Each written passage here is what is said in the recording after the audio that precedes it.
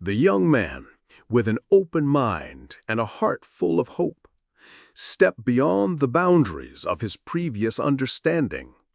This seeker of truth, having realized that the existence of the Creator shines like an unveiled sun within the pure and sincere human soul, obvious and self-evident, had now embarked on the second stage of his journey to know God. It was a quiet, still night, surrounded by piles of books, standing like ambassadors of knowledge. He lit a lamp, a small lamp in a humble room, yet with a light that even if you lit all the lanterns of the city, their brightness could not match its radiance. He sat on his simple wooden stool. An open notebook lay before him, and his mind was filled with relentless questions. Since the spark of longing to know the truth of God had ignited within him, no pleasure could satisfy him except immersing himself in the study of theology books during his solitude.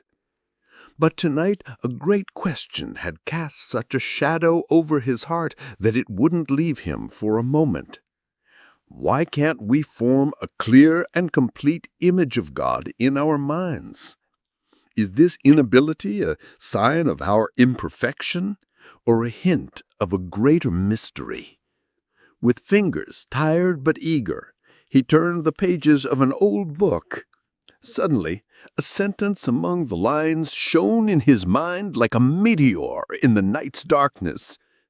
Rational concepts are of two kinds. These words, quiet and unassuming, yet with astonishing power, drew back a veil from before the eyes of his heart. He read, "The first kind were direct images of things just as we see whiteness or feel warmth and form a clear picture in our minds. These were called primary intelligibles. The second kind were universal, abstract concepts, those that don't represent any specific, pointable thing in the external world. Concepts like existence, non-existence, possibility, and causality. These were the secondary intelligibles. You couldn't point to something and say, 'This is existence itself.' But you could say with certainty, 'This thing exists.'" The young man was silent for a moment. The yellow lamplight cast shadows on the lines of his face. It was as if a flame of understanding and insight had been kindled in his heart. Softly he whispered to himself, "So, the intellect recognizes these two kinds of concepts. Maybe the secret of our inability to picture God lies here. Maybe our knowledge of God is an imperfect mental image, not a grasp of His true reality. Or perhaps the true path to knowing God lies along a way that ordinary reason would never even imagine."